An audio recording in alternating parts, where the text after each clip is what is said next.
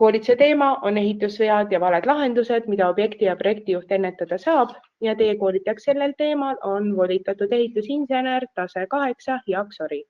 Ja annagi nüüd sõna Jaagule, palun. Tere hommikut kõigile.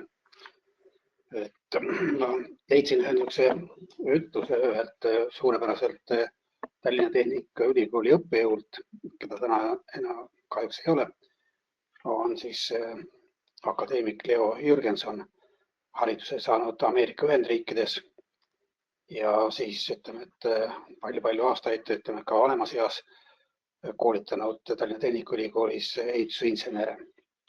Ta on siis ütelnud, et ükskõik mida teha, kui korralikult teha, siis midagi ikka tuleb ja tõenäoliselt tulebki ja tuleb hästi.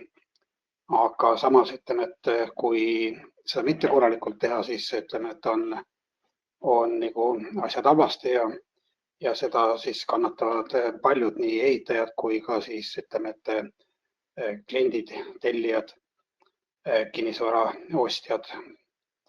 Ja see asi hakkab kahjuks peale, ütleme, et juba meil projekteerimise algfaasist, kui arendajad ei oma mitte mingisugust pädevust.